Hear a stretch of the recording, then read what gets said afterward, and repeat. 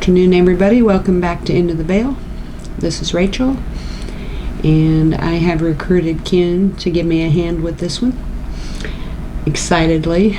Still can't get him on camera. I think this is what's good for the goose should be good for the gander. I'd break the lens. I don't know. I don't think the camera can handle it. Which totally cracks me up because I'm the one that's camera shy, and I'm the one that's perpetually in front of the camera. We all have our burdens.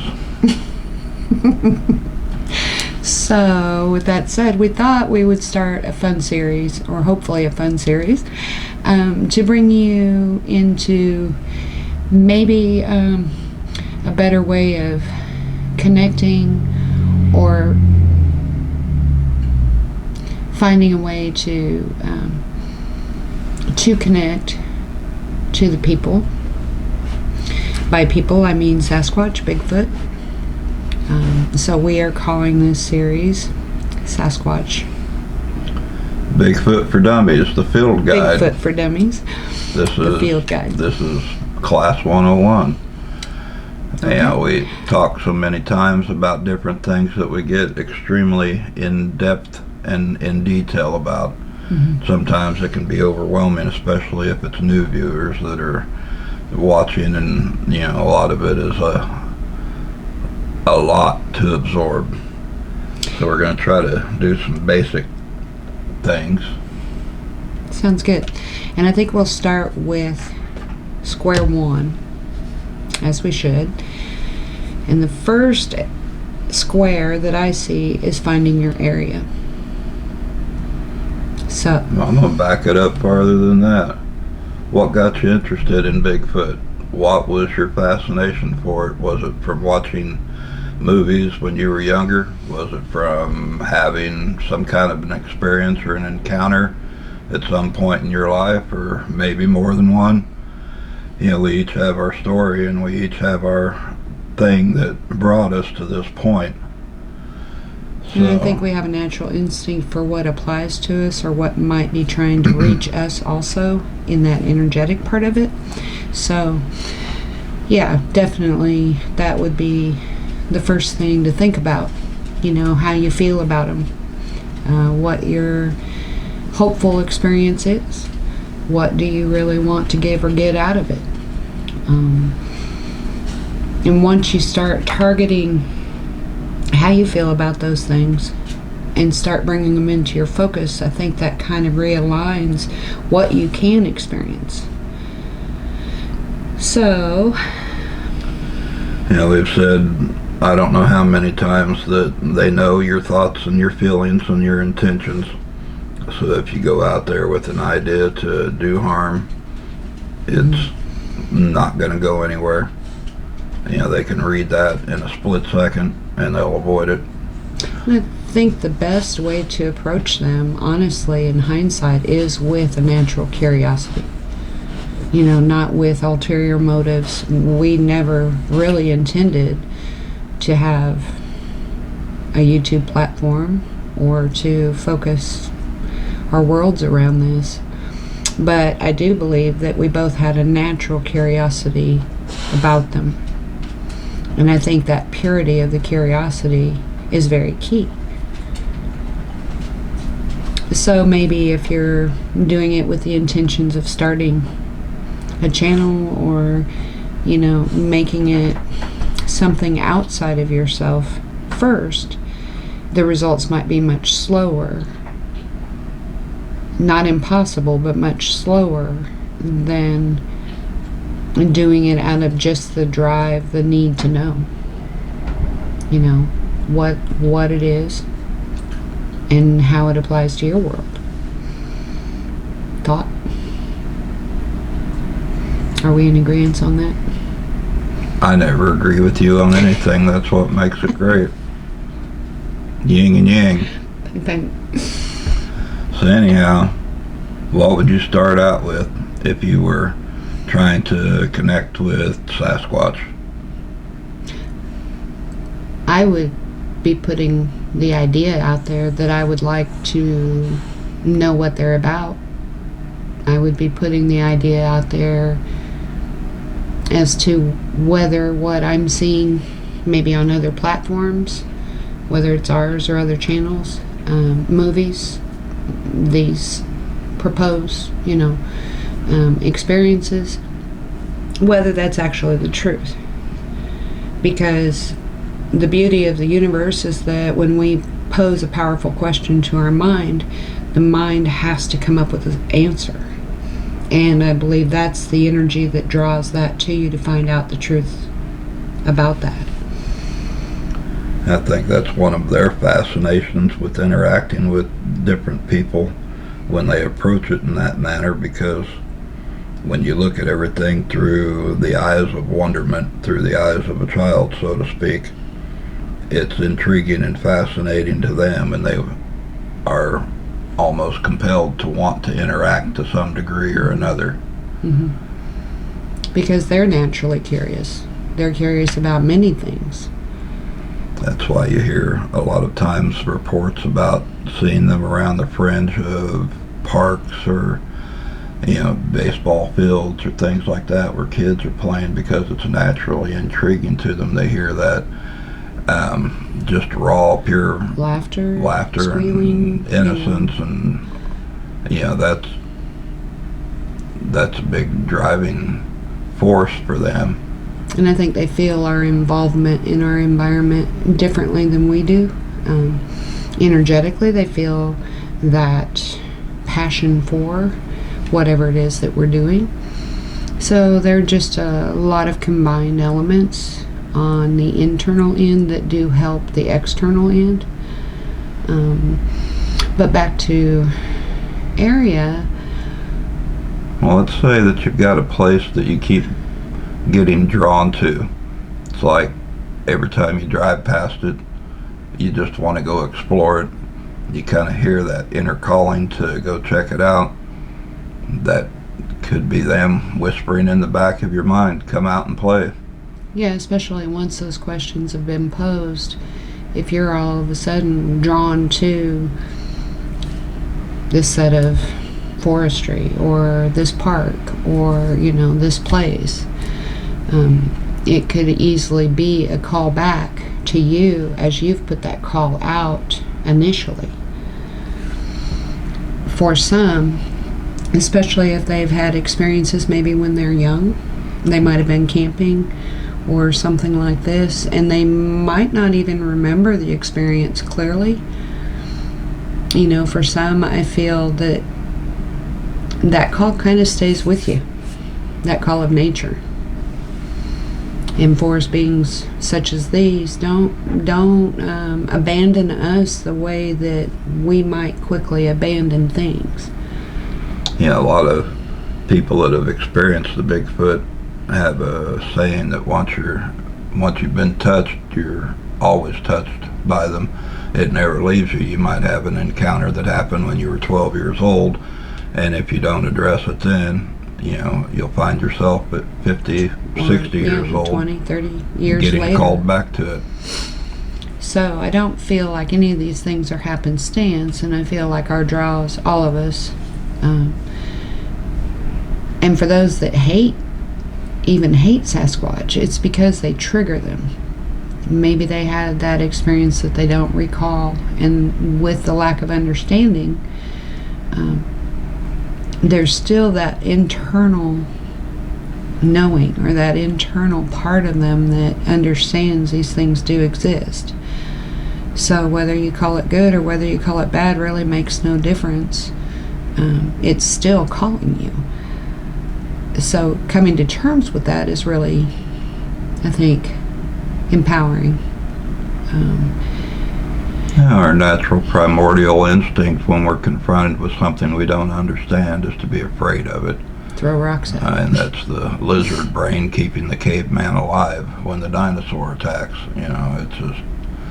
It's just wired into our DNA. But anyway, back to the woods. Back to the woods. You walk around through the woods and you see little things that kind of hint that it's not natural. You'll see a little glyph or a big X or rocks stacked in a certain way that are off the beaten trail that just doesn't look like a person would go there and do that type of thing. And I think even for us, although we have our woods, we went to a park and we were filming on matters of paranormal, and ironically, even there in that park, there was signs. Our eyes were tuned to it. You know, triangular glyphs right in the middle, under no trees, and not where people frequented. Certain, structural elements like the X's. So the first thing that I would recommend doing, if you have a place that's kind of calling you in that regard or really getting your attention like a magnet, just go walk it. Just go walk it. It doesn't matter if you live in an apartment and you have a park close by. If it's drawing you, you might find your signs there. If you have a public forestry area or walking trails that you can take advantage of safely, and it's drawing you, there's no right or wrong about where they're going to show. And even if they don't live in that specific area, the energy of that place might be conducive to a more interactive environment for you and them. The one thing I want to add to this, it doesn't matter where you live, you can have interactions almost nearly anywhere and everywhere, but the Sasquatch have a need for the trees. Mm-hmm. No different than a fish has need for the water. It's true. They draw their energies off of it. That's their comfortable habitat. Mm-hmm. It doesn't matter if it's a quarter-acre scrub at the end of a apartment complex or hundreds of thousands of acres in remote forestry. These can happen to any degree in between. But they are dependent on nature, on trees, greenery. So the closer you are to their natural environment, the better the odds are of having those interactions. And a lot of parks do have great abundance of trees. Or they might have a creek running through them with trees near the creek. Or, there's just a multitude of environments that we can choose from. The biggest key is choosing the environment that's drawing you. Not to just pick someplace with no feeling attached to it, no instinct attached to it, and expecting all of these things to be there. It's almost got to be a mutual agreement, a mutual just feeling. Close your eyes and feel it. Let yourself become a compass. Just let it pull you toward the direction that it wants to show. And most often it's going to be within just a few miles of your house. Even if you have to get out, it's not necessarily going to be a 3-day trek to get to them. A lot of people that I've seen, it's been within a 30-mile distance or less. So, just opening yourself up to that, feeling that. What's drawing you? Is there a particular place that every time you drive by it catches your eye? You feel like you have to look into that woods. You have to look into, or you're looking for, what signs you are aware of. Those are all important. Don't disregard your instincts. All right, so let's say that you've found that place, some place that you're drawn to. Maybe you've even found some glyphs or some symbols or signs or some type of structure there. How do you proceed from that point? And do you want to go around banging and screaming and whooping and hollering and acting the fool? That's just gonna, It would put me off if I were them. They might patiently wade through it with you.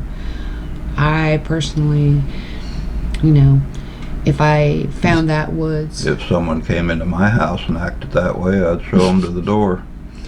And if you find that area that really feels drawing to you, the first thing I would do, and let's say you're wrong, maybe that area is not the area, but the first thing I would do on the chance that it is your area is I would find a way to just energetically or thoughtfully ask permission to interact, to be a part of that space.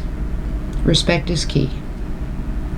One of the quickest ways to bond with these people is through respect. And when they understand that you have that, they oftentimes will interact a lot faster. So it sounds ridiculous to ask the woods or the place for permission, but there's a certain level of submission also in being willing to do that, because you're saying to these energies that you recognize there's more than just you, that it's not all about you. And it also helps you in blending your energy with that space. Mm-hmm. And that's pretty much what it's about, is becoming the same with that environment, so you can be in tune with it, so you can pick up on the things that are trying to come through. When you start walking, one of the first signs that traditionally people will see is the proverbial X. Normally, these are going to be standing X's on the edge of whatever place you're encountering, nearest the closest tree lines, almost like a perimeter marker. Sometimes they might be deeper in because that is their area versus the edge. It really depends on the people, and it depends on what they relate as their area. You can find these X's made with a lot of times it'll be a broken tree, and they're almost equal in size. The odds of two broken trees, we've got one picture we'll show you, but the odds of two equal sized broken trees being in this specific shape,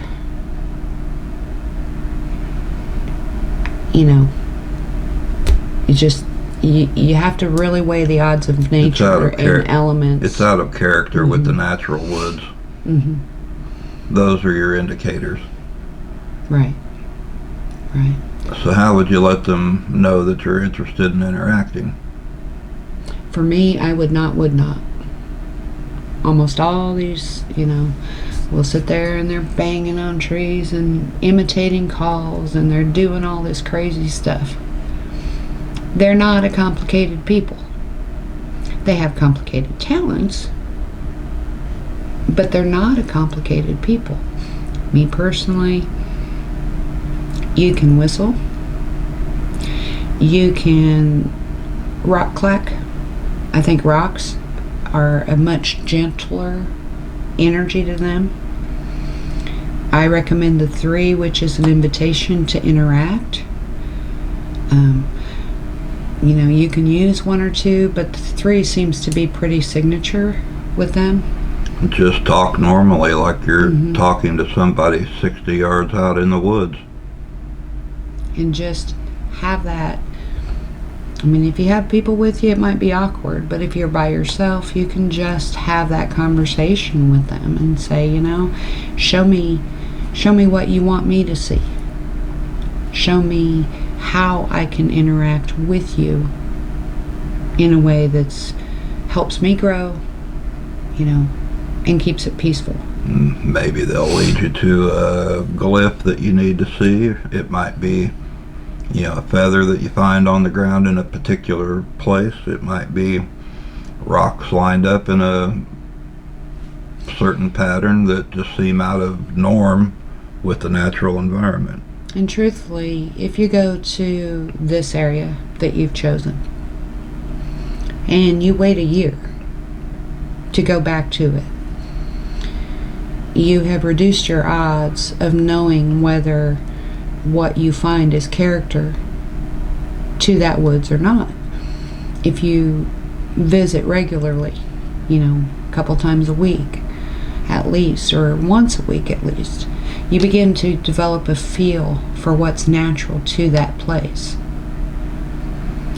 So all of the little things that are out of character stand out. Mm-hmm. Like bold print and highlight in a book.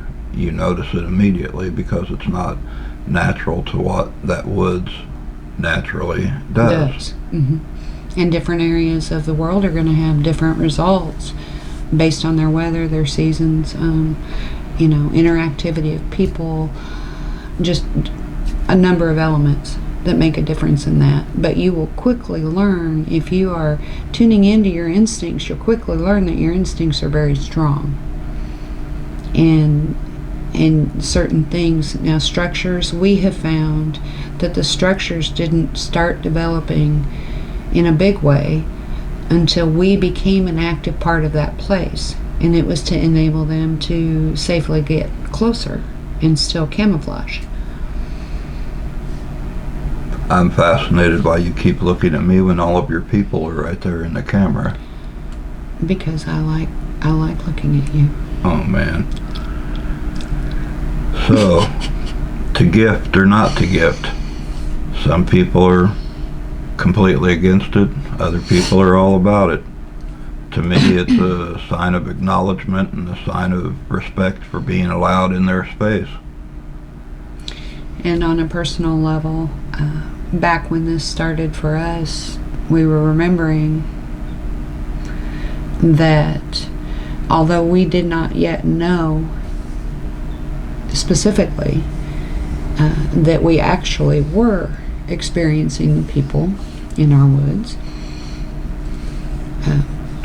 at that particular time I was at work, and all through the whole shift intermittently kept getting these thoughts about taking apples out there. And we had definitely felt an energy, but we couldn't pinpoint what we were feeling immediately. So I'd come home, made a comment, because we traditionally don't buy a lot of apples. And so that was one thing that struck me odd. Came home, started to make mention of it, and Ken had gotten the exact same idea and had already gone and bought apples. So a lot of times we have to start becoming more in tune with our thoughts. Are these normal to us? And then asking, is this something that they might be bringing forward? You might see in your mind's eye a feather, and it might be that they want you to look as you're walking along out there for this feather, this glyph, this particular thing, this rock. Their gifts are easy and simple. You can take an apple, take virtually anything, take a flower, pick a few little wildflowers and lay it on a rock or a log somewhere. And it certainly doesn't have to be food to be a gift. And there are a number of accounts where they were just as excited to exchange non-food items. That's just something that we started, something we felt good about. Not everybody feels good about that. Maybe it's not for them. One lady that I had a conversation with took a lock of her hair and made kind of a circle loop around it and put a few wildflowers in it and laid it out there, and that was her way of bonding her energy with their energy. Mm-hmm. It can be anything. But you may get ideas about what that is for you, and don't be shy about following those ideas, those thoughts, and what you feel is right. Most of those things, it's not going to hurt to try it. That's one point that I would like to bring up, is being your most unique and creative self. Mm-hmm. They appreciate greatly the uniqueness, the differences of every person, because they too are all unique and different. The way that they communicate, the facial features, the way that they're built, it's just like human beings in that regard. It's mm-hmm. Every one of them are different. And they're there to experience you, not us. They're there to help you heal, help you see, help you grow. You know, we are with our family for a specific reason, and those that would align with you are with you for a specific reason. So being your most authentic self is very important to them, and should be equally important to you, that you have the freedom to be yourself, even if that's, you know, it doesn't have to be elaborate to be great. Even if it's just for the hour that you're out in the woods, be the most magnificent self that you want to be for yourself. You know, If you like to sing, or you like to drum, or you like to just explore, and, you know, if all you really love is to explore, there's a huge energy in that by itself, because not only are you exploring nature and getting to know what that means, but you're exploring them, and simultaneously things about yourself that maybe you've forgotten or maybe you're not aware of. So all of these things are really what we would consider the first steps into it. you know, feel and find a location that seems right to you. Seems that the area is utilized by the Sasquatch. I mean, you'll know pretty quickly if you step out into it whether anything feels right to you or not. So find your space.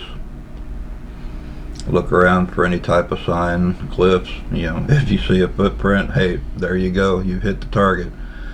But If you have a rock to sit on or a log to sit on, and you can just sit and be in that space, the more you integrate your energy with that space, the easier it is for them to reach you. and a lot of times you can develop a space just by putting it out there that you'd like this to be your interactive location. You know, they're not bound to a certain geographic. They can go or be wherever they want to be. But most, most of us just have to be willing. I think the challenge for most of us is being willing to start at A and go to B and then C, and understand that it is a step-by-step process. You know, it doesn't all develop in a day. But find your place, look for the sign, maybe leave a little gift as a acknowledgement that you want to have an interaction. You can always find a branch and break it off into the shape of a Y and leave it there. That's a sign of wanting to develop a friendship. And if you put it somewhere where you know that people probably aren't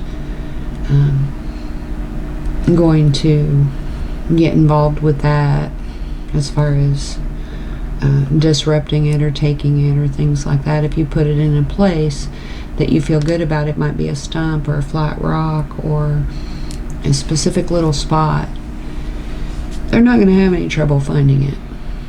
And one thing I do want to make mention, though, is don't get over elaborate on how you set stuff up, because they will look at it and to them it will just absolutely smack of being some type of a trap, like a camera trap or some other type of thing. If it's that out of the ordinary for the woods, they're not going to approach it.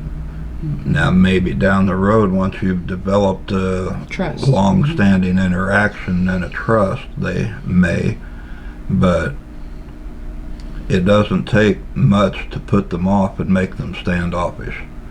So try to keep it natural. A couple of apples, find a log or a tree that's, a place that they might frequent, use that. If you start constructing a bunch of stuff around it, And they know the difference in why you're doing what you're doing, whether you realize it or not. They might know better than you know sometimes. So, we don't use trail cams. We've never had good result with them. Most of the time, if we've ever even put them out, it was more to satisfy others that felt like it was a good idea. And we have essentially just found that all it does is prove what we already know, which is that they don't like that sneaky one-upment, like we're going to get up on them. And today might be a different story, but we really have no desire to try to give them doubt. If you're going to do anything like that, I would definitely lay it on the table and let them know exactly what you're doing and why you're doing it. But the idea of sneaking up on them isn't going to happen. And don't be surprised if the camera disappears, or if a tree comes down on top of it, or branches get piled up in front of it. That's happened to us. Mm-hmm. Yeah. So it really depends on you and what gives you validation. Some people, we can go out there and have the experience and just have the experience. You don't have to make it public knowledge. It should be a sacred friendship. We've been fortunate, because even with what we present, and they have kept our friendship, our familyship, as being sacred. And I think the least we can do is offer that to them also, at least in, not crossing those boundaries, not, we probably leave more food than we have to. I think that's something we do because we find it fun and they enjoy it. But as far as that, it's not a requirement. So it's just feeling it out. And it's different because we both came from huge families, and that was a sign of showing community. We had big meals together. That was our social interaction. Mm-hmm. Everybody would get around the table and talk about their day, and it's just something we associate in our generation. And I think they know that. Well, what we've talked about today are just some basic starter points. There's a lot more to it as we go along. Find your space, feel comfortable with it, maybe leave out a few little gifts or trinkets and see if there's interaction with it. One thing that you need to bear in mind is it may or may not happen quickly. It might take 2 or 3 weeks before they are trusting enough to want to approach something strange and new in their environment. And I think sometimes they want to know how serious you are about it, whether you're committed to learning, to the experience. And if you go out there and you get some pine cones or some small rocks thrown your way, or a couple of limbs thrown your way, or hear that little grumble, don't freak out. Yeah, and I think we'll extend this and maybe do another section on what to anticipate once you've established that space and you feel pretty secure that you are working with the people. There's going to be a lot of things that happen that you can't explain. A lot. They're a very paranormal, multi-dimensional being. And so they're not going to give it all to you at one time. They're really going to gauge what you can handle, how they can interact with you safely, because, if they give you too much, it's going to blow your mind. And they know this. They know what you can do. So as you grow and change and your energy changes and becomes more receptive, they can give you a little more. But we all have to start at the beginning. We started at the beginning. And I think it's going to be fun to explore. I hope that you will like, share, and subscribe. Come back for the next part. And we will see you all soon. Thank you.